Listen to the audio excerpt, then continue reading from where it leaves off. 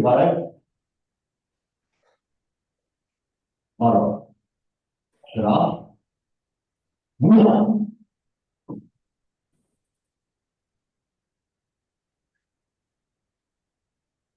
Claro. Okay. Good morning, everyone. Morning, sir. Morning.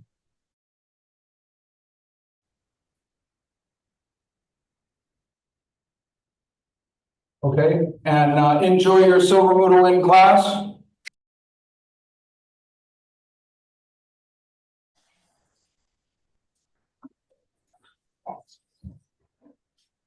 Good morning, everybody. Today we're going to do something a little bit differently than what we have done in the past for the silver moodle in classes, and we've discussed this at the committee meeting. And typically we had 30-minute lead-in by an instructor, and then we did an hour-long training session. But we decided to try something a little newer and make it a little bit more concise. So I know we got a little bit of a late start. The plan is we'll do about 50 minutes of discussion and training. And then the last 10 minutes, we will leave open for questions and discussion. Because after all, this is a silver moodle in class, and so it's a little bit different than the regular training class. And as such, we want to keep that in mind. We want not only the material to be more doable for silver moodle in, but we want the time to be a little shorter and a little more comfortable for silver moodle in. Today, I thought we would go over Naihangi Chodan. And it won't be with respect to an instructor teaching you the form and you learning the form, because we're all at a level where we know Naihangi Chodan. And the Chodans, the Naihanchis rather, are ideal for silver moodle in that they stress balance and stance and compression. And Hayes Savanim at the last moment with the masters did a wonderful session on the importance of contraction and compression and then expulsion of energy. Naihangi Chodan has kind of an interesting history, and we'll just touch on that briefly because I think we need to do that more. And when you read volume 1 and volume 2, there's a lot of wonderful information in there that makes what we do more relevant. Naihangi Chodan was created about 950 years ago during the Song Dynasty in northern China. It came out of a province called Habba, northern China. And there's no official record as to who the creator of the form was, but the form is out of the style that's called Kang Yu Ryu, which is hard and soft. And history tells us that 950 years ago in the Habba province, the Kang Yu Ryu style was taught by a gentleman by the name of Kang Song Ki. So it's assumed that he was probably the creator of the Naihangi Chodan.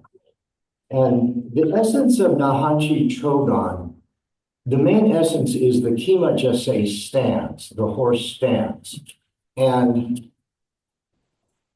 balance, and the movements are actually, they're not snappy and poppy. They're short. There's a short distance in all the movements. It's basically actually a passive form. And as I was doing it, I realized that, 90% of the moves in Naihangi Chodan are really all defense, and they are passive. So in the horse stance, we know, and hopefully you can see my feet, we know in Saka rib, the toes are pointed out at 30 degrees. And for years, I always assumed that a good horse stance, the feet were parallel. But at the time of my reading, I realized I was off on that as the toes are 30 degrees out on Saka rib, the heels are 30 degrees out on Kima Jase. And that's a little bit more of a challenge, but once you get used to it, you can feel how strong that stance is. So the emphasis again on Naihangi is balance, strength, and stance. And as such, it's emphasized that the stance, we need to make sure that it's a nice lower horse stance. So what I'd like to do is, there are 33 moves in Naihangi Chodan. So I'm not real concerned about precise number of breakdown components to the form. We'll do 7 or 8 movements and we'll stop and maybe unpack a few details in that section. We'll add another, we'll do that a couple of times, and maybe we'll add another 6 or 7 moves. And then at some point, we'll just do the whole form the entire time. And we have about 30 minutes, 35 minutes left anyway. So the form, the line of the form in the volume says that it's simple, it's uncomplicated, and it's heavy, and it's strong, and it stands. So let's begin by going to regular Jumbi. Jumbi. Naihangi Jumbi. Do about 8 movements. Shazah.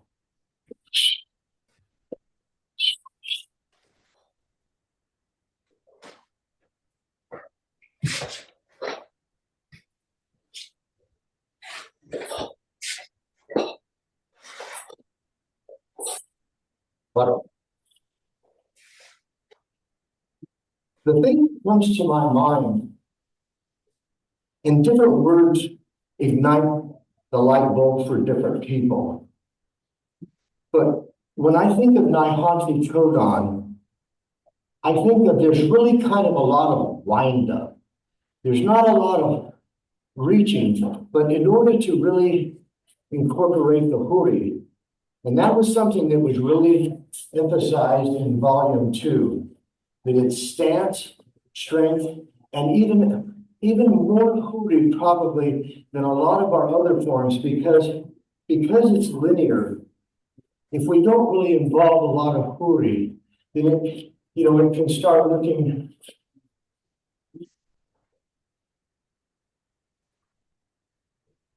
very static, as opposed to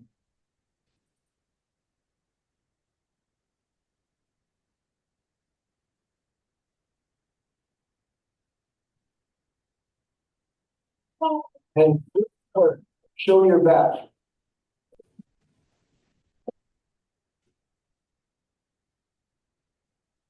So low stance, a lot of wind up, a lot of turning, a lot of huri, and we're not in a hurry to do this. And you think about where this form came from, northern China, heavy, cold. A lot of the practitioners, they were probably up to their shin in snow. They're wearing 40 pounds of heavy quilted Chinese winter attire. And it helps me to think of it, because it's a linear form. You're probably on a cliff, the mountain is here, the abyss is there, here's the trail, you have enemies here and enemies there. So it's heavy and it's ponderous and it's very, very linear. Let's do those moves again. Jumbi. Naihangi Chodan, Jumbi. Shazah.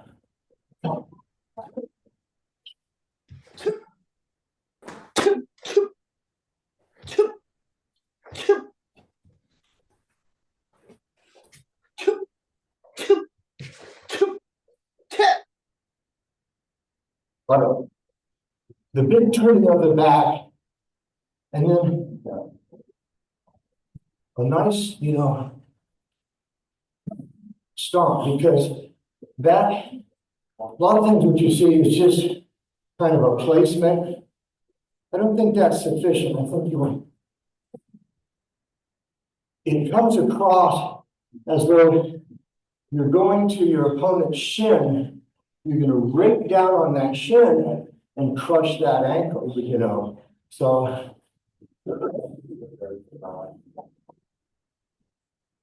So keep that in mind. It's interesting to me,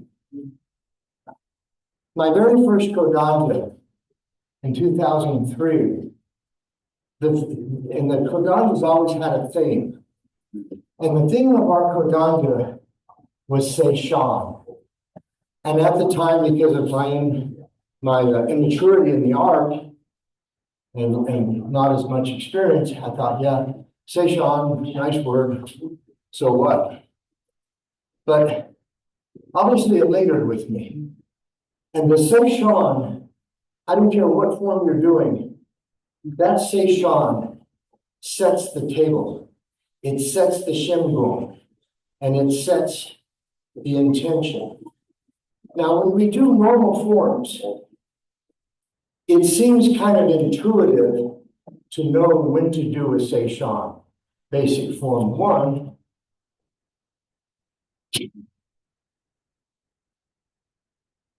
So we know I'm going to go here, I have to look here first. You don't want to do the rolling Seishan, you want to Seishan and go. What I've observed with practitioners doing Naihangi Chodan, because it's linear, it doesn't seem to feel as intuitive as where is the Seishan and when is the Seishan? And I see that as kind of something that a lot of times practitioners struggle with when they do the Naihanchis.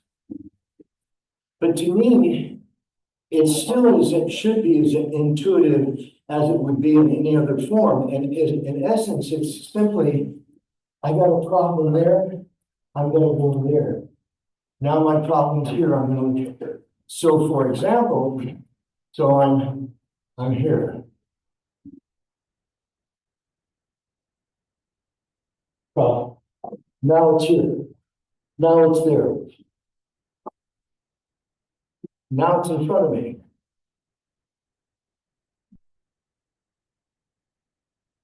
Now it's over here. Now it's there. In front of me. So, although it may seem a little more subtle and a little more counterintuitive, the concept is the same.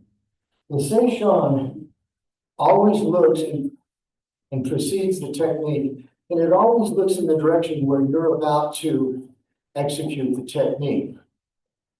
So let's begin again, and we'll add 6 or 7 more moves to it, and then see how we feel about that. But remember, challenge yourself, especially, you know, we're silver Mudu in, and you've heard me talk before about when, and I respect limitations. We're all approaching the winners of our lives and the winners of our practice. When is it legitimately can't, and when is it won't? Because I can assure you that can't will follow won't if you give in to won't. And sometimes we can actually get a little deeper than we think we can. So find where that point is for you when you're doing this. Challenge yourself a little bit, because the Naihanchis are just beautifully built for silver Mudo folks, and they're built for core strength and balance, and you kick those heels out and you have this power. So let's go to the previous point. We'll add 6 or 7 more techniques to it, but this time think about challenge yourself a little bit. Maybe actually I can go a little deeper, a little stronger, and you may have a happy discovery on that. You'll be. Antichoro, Jumi, Shazar.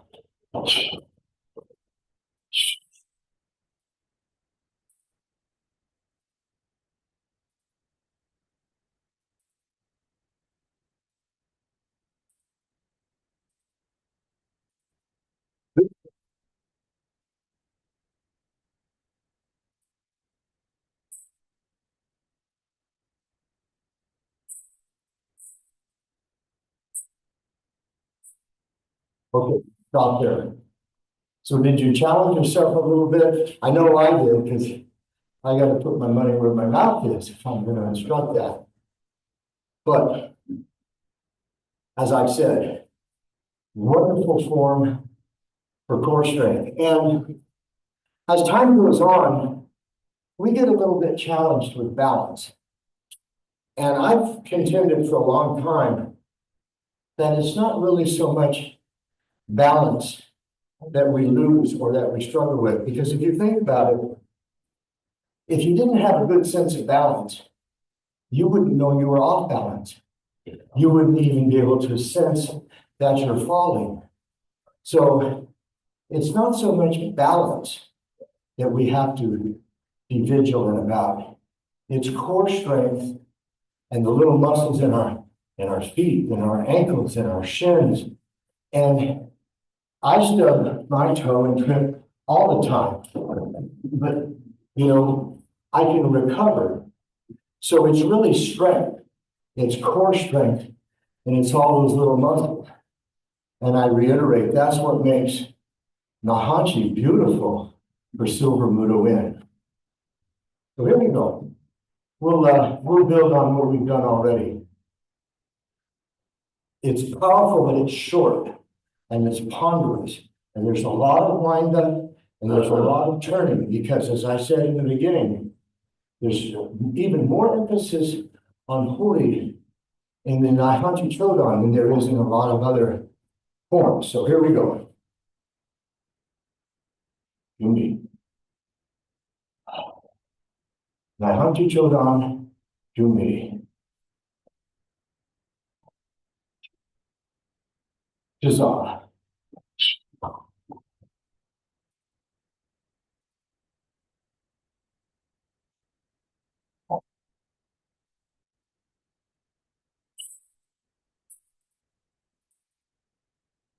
Really good.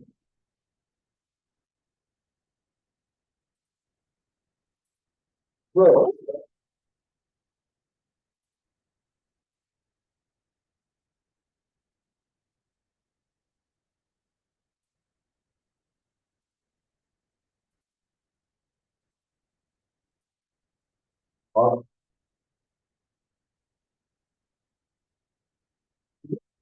Point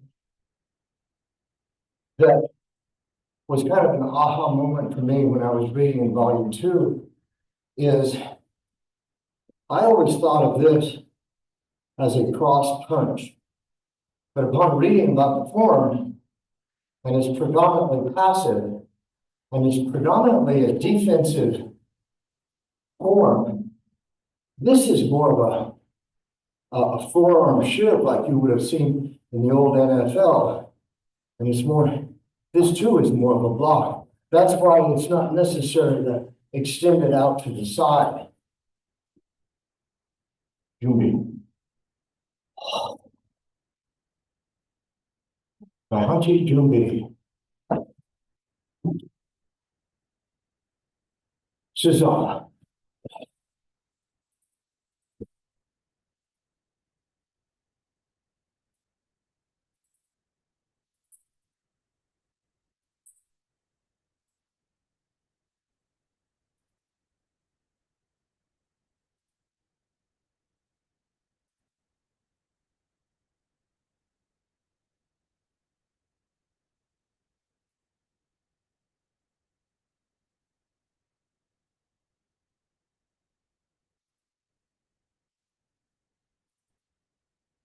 Okay.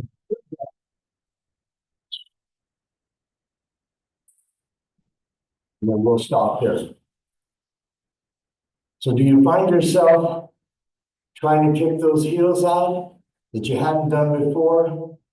Remembering to keep the movements actually short. They travel, and literally in the book it says the techniques travel very short distance, but they're heavy and they're powerful. A lot of us came up through the Tong Soo Do system before we embraced Subak Do.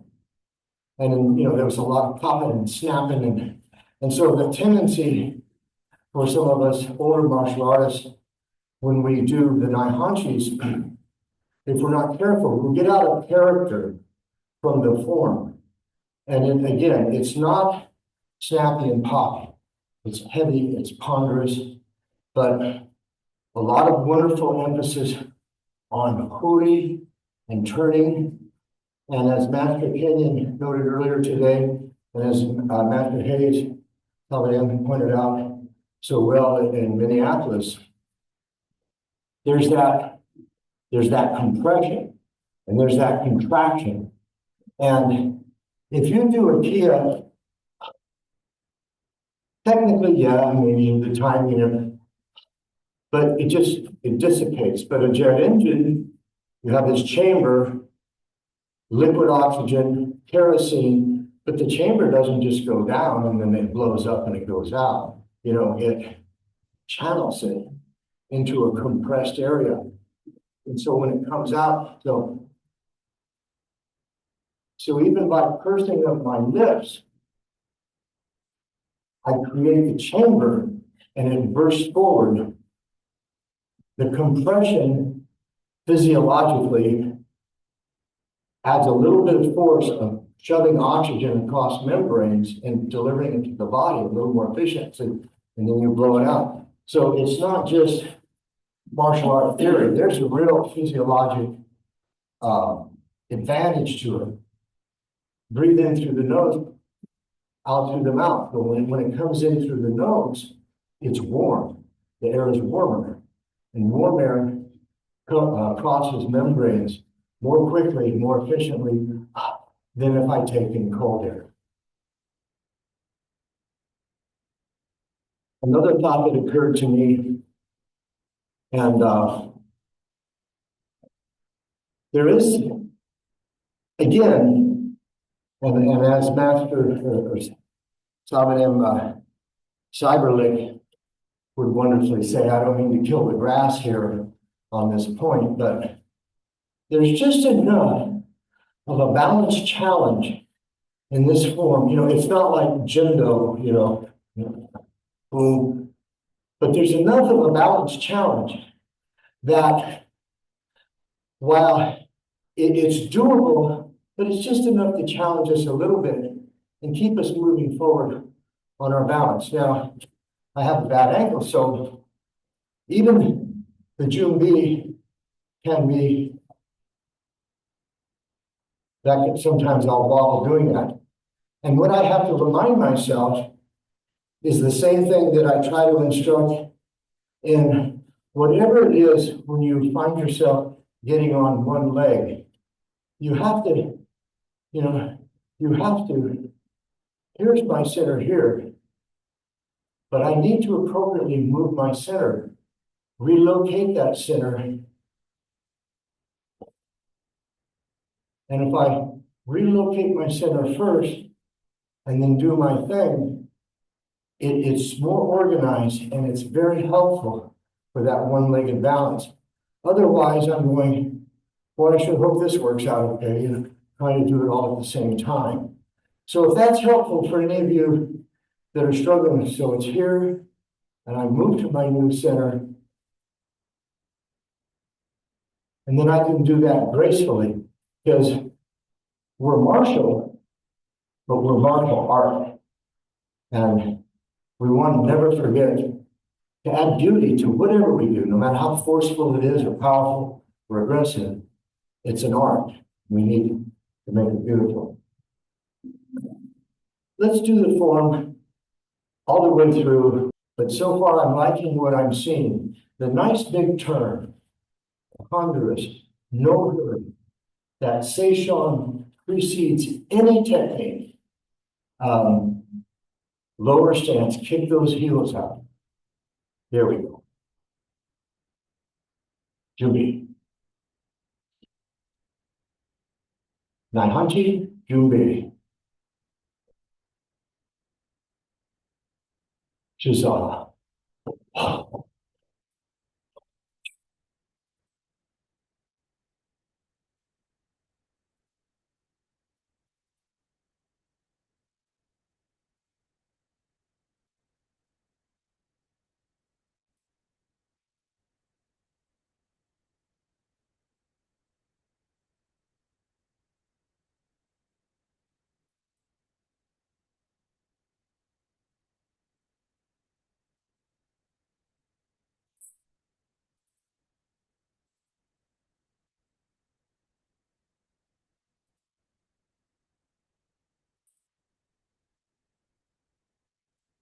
Now move over to the other side. Butter.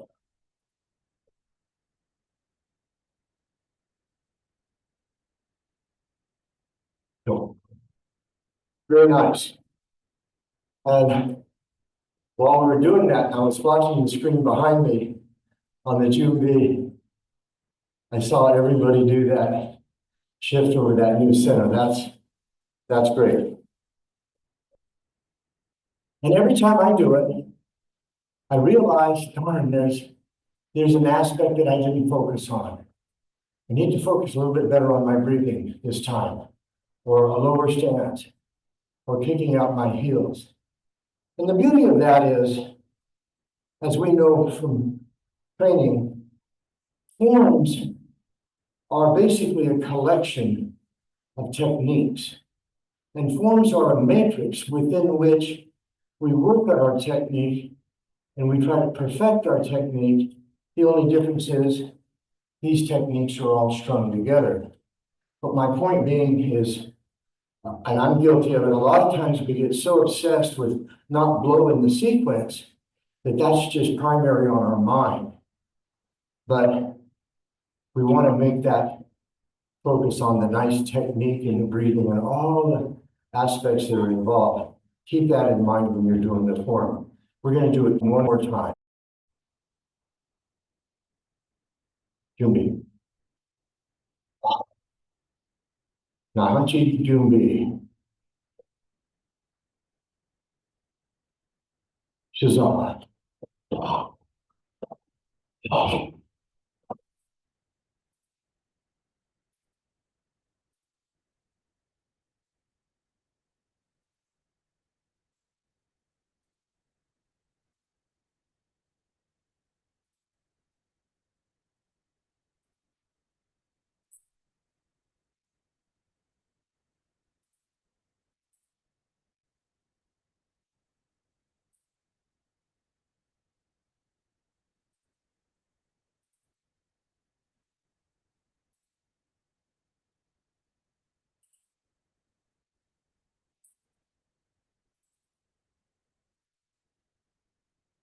Look. Bottom.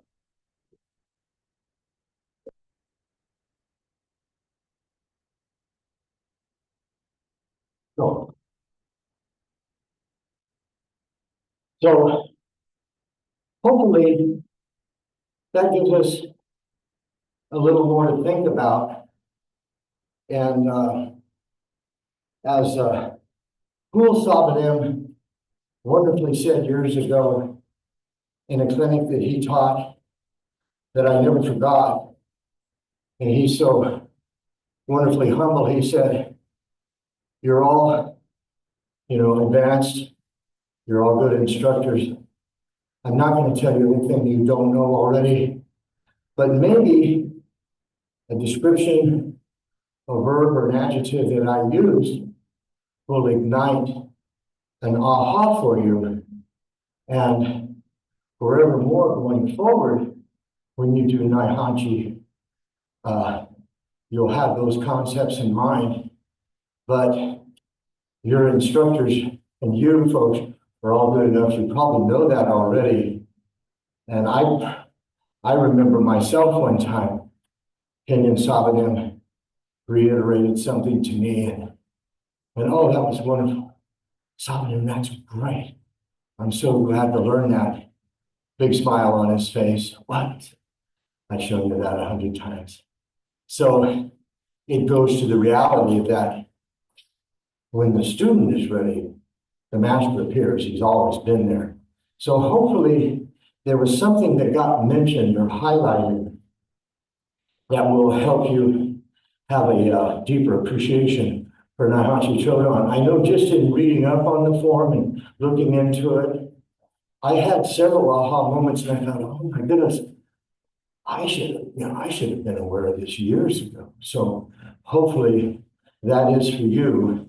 And so at this point, we've got about 10 or 12 minutes, and it's a short form. It doesn't need a lot of elaboration. So I will bow to you, and at that point, I can kick it back to Limner Savanim, and we're happy to entertain any questions that you may have about that. The formal part of this class is pretty much, we try to keep it, 10 till something like that. So if you want to stick around and ask a few questions, or you see colleagues and friends on the screen you haven't seen in a while, hey, you want to say hello, that's what Silver Mudo is about. It's about fellowship and tradition and history. So at this point, thank you very much for allowing me to discuss what little I know about this form, and I thank you very much. And Lemner Salonim, I gladly hand it back to you, sir. Thank you, 7M. Thank you, sir. Just to fill everybody in first on some of the objectives coming up for this new year with the program. First off, we're trying to streamline the registration process and your ability to be able to log in. That's always kind of been an ongoing issue. Sometimes it's just a personal technical issue. Sometimes it's on our side, making it easier. Our objective is to make that more streamlined.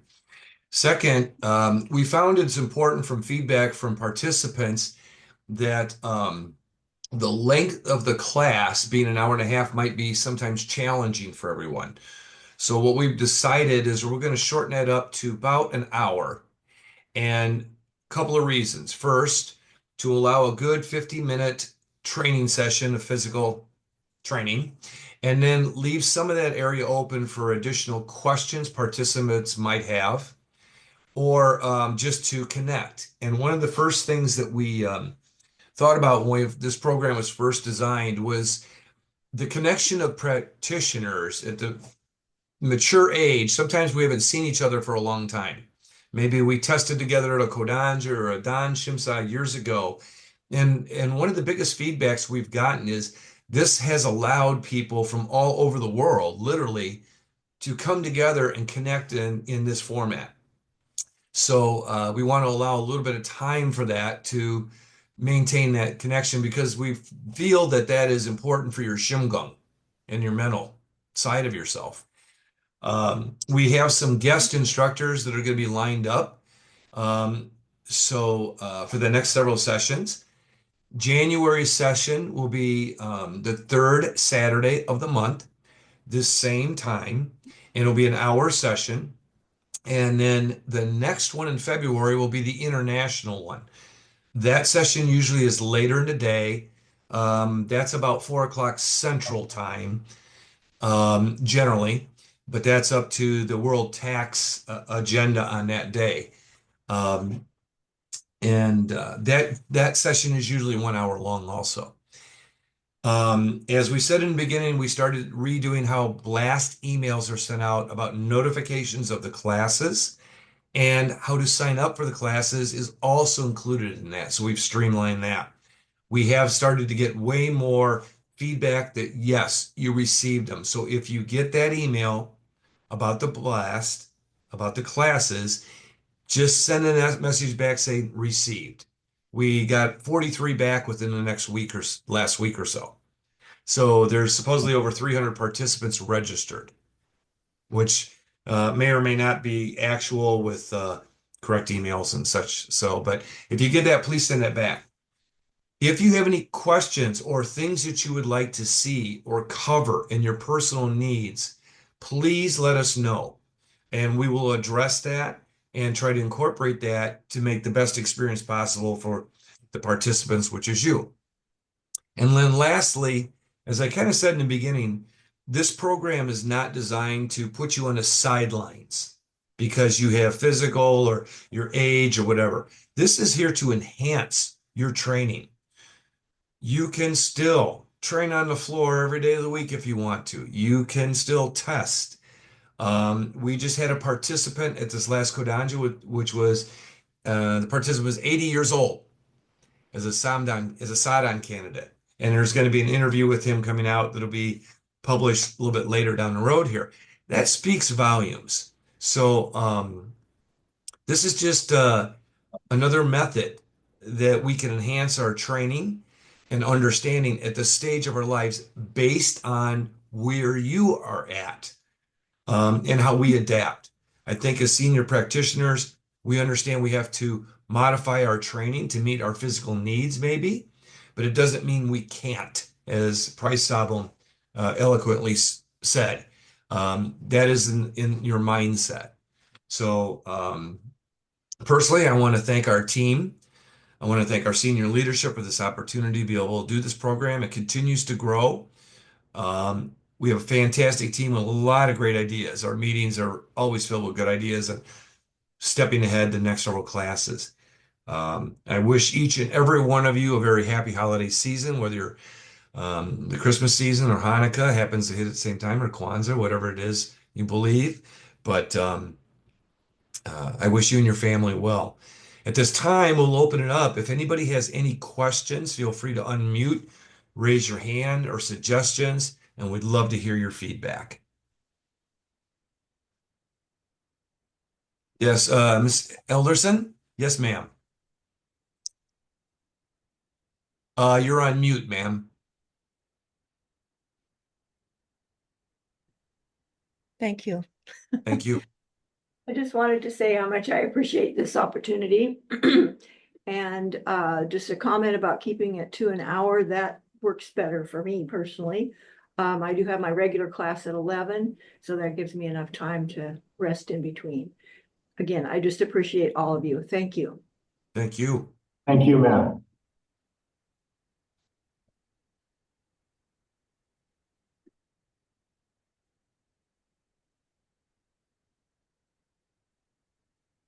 Is there any other? Yes, Price Sabel. Sorry, didn't see your hand there.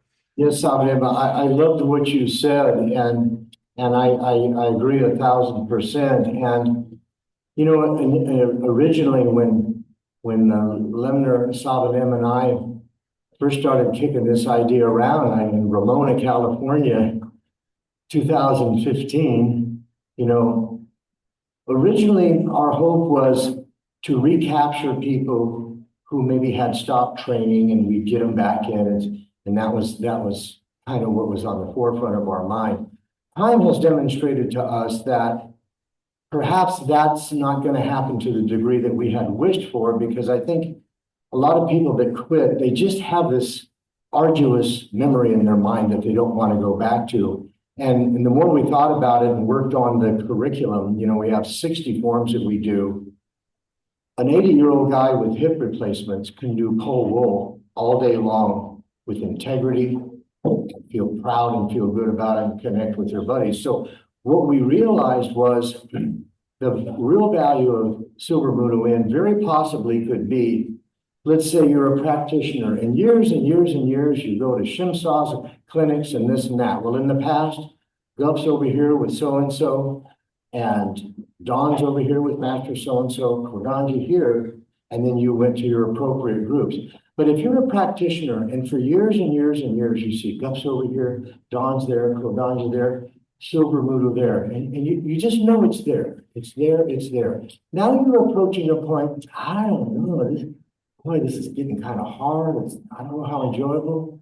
You know, I see these guys go over to Silver Mudo, and a couple of my buddies go over there. It's there for me. It's there for me. I'll go do that. And we'll do Sal Chu, and we'll do Pole Wool and Do Moo, and we won't compromise it. We'll do it with integrity to the history, tradition, and technique. We'll be proud of it. We'll reconnect, and we don't have to stop training. And it's not calculus. We have appropriately focused on children in the art for a very long time. I've always loved what the Kwanjanam said when I read it one time. He said, it is right for children to be children. And thus, we accommodate our instruction of children in an age-appropriate, capacity-appropriate form. But we've never done that for the senior martial artists, and it was about time that we did. So now we simply adjust the material that we choose to do for the senior martial artists. And it is right, we're seniors, and it is right that we are seniors. So now the art is there for us. And now at a time where we might have walked away at one time, you know, I think I'll go over with these silver guys. They look like they're having a pretty good time. And so I'm forgive me for babbling on here. It's a passion of mine. It's a passion of Lemner Sabanem's too. And so it's It's nothing fancy, it's nothing extra. We don't need extra charges, different testing, hubba hubba. It's just the material that we choose to train for the older martial artists. We accommodate where they are in their life and in their art. And that's how we feel about it. So it's just a very simple thing. It's not complicated. And it's there. We don't have to walk away. It's there for us as we get older. Thank you, sir. Yes, Kramer sir. Sabo? Yes, sir. Yes, sir. Could I ask a general question to everyone, please? Certainly. I wonder if all of you, would be nice if everyone contributed. If you could tell us as concisely as possible what you would like to see us do, what type of training, more youngs, more physical aspects, flexibility, balance, whatever it is that you think you need in your training or the area that would benefit you the most. Would you please speak up now and tell us so that we have an idea of what we can put together and plan to do in the future? Get something to. Let me start again. Yes, sir. Please, I would love to hear how you feel on that. Oh, no, absolutely. We're here to serve.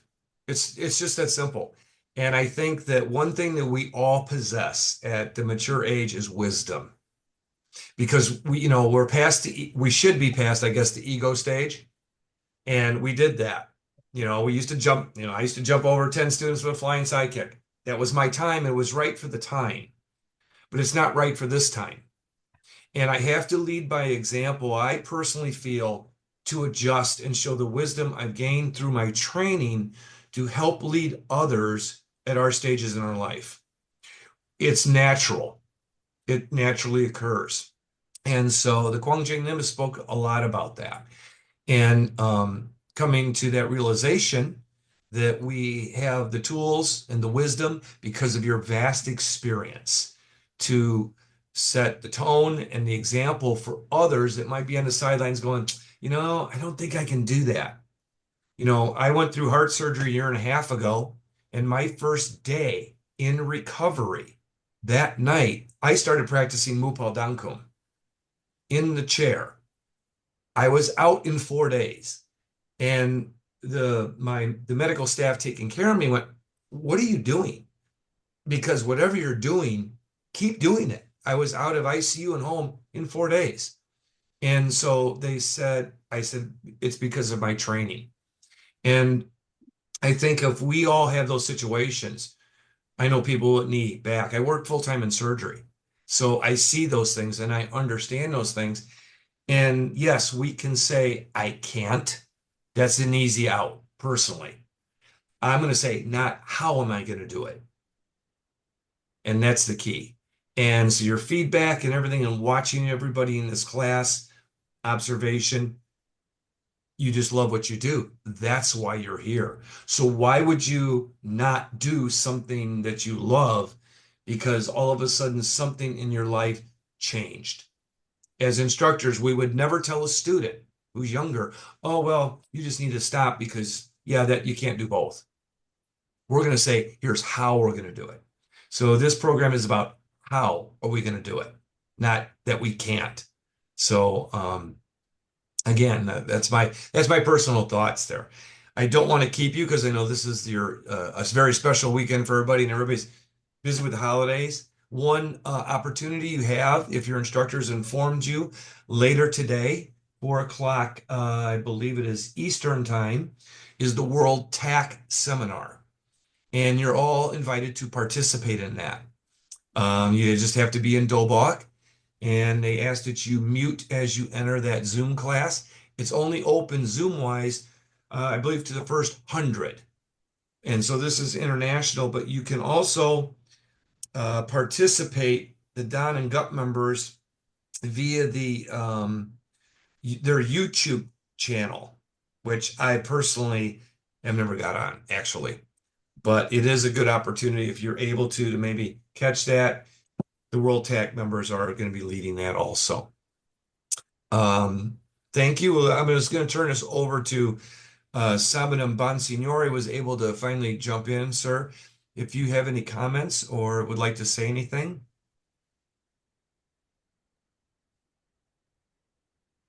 Sorry, sir, you're on mute. Okay, so good afternoon, everyone. Sorry I'm late, but I was having trouble with Zoom. I had to update and other nonsensical things, so it's good to see everybody. Hope everybody has a great holiday season and look forward to seeing you whenever, wherever. All right? Thank you very much. Thank you, Thank you, Sabadim. sir. Price Sabum? Yes, sir, and I loved what you said, and for me personally, what should you do? All I would add is do what you can do. Cheat if you have to, lean on a kitchen counter, lean on a chair, lean on a colleague. Something is always better than nothing. All or nothing is a false choice. It's a lot of something or some of something. Do what you can do, but be vigilant and be honest with yourself. What is it can't and what is it won't? And that's a real fine line. But again, I can guarantee you can't follows won't if you do won't too much. Thank you. Mr. Chenard? Yeah, just wanted to say, if anybody's curious where to send your information or your thoughts, your suggestions, silvermudowin@gmail.com, and I will pass it on to everyone else. So it's an easy thing to remember. It's just us, silvermudowin@gmail.com. And we'll be happy to take all suggestions, and I'll pass it on to everyone else. Thank you very much. Okay, Mr. Brent, Jokio Brent, sorry. Sir, I would ask that the participants, I will have this video up on the Institute sometime maybe midweek. Look at it and spread the word. Have others that maybe haven't been attending this session, have a look at it, I've renamed all the silver sessions so that they're in one spot, they're easy to find, and it'll give people a better understanding as to exactly what it is that we do, right? And I wish you all a very happy holiday. Thank you, sir. Okay, at this time, if we could bow out to Sabadim Bonsignore, please.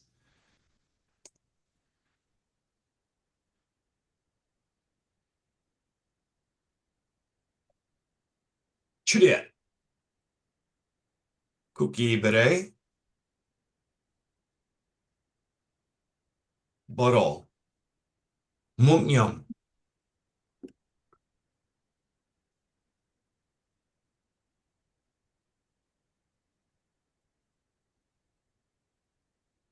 Boro.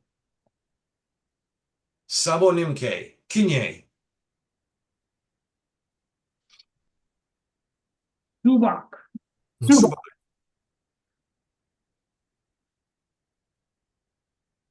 Thank you, sir. Thank you. Thank you, everyone, for attending. Have a wonderful weekend and a very joyous and loving holiday season. Thank you, sir. Thank you, sir. Super. Thank you. Bye. Thank you, gentlemen.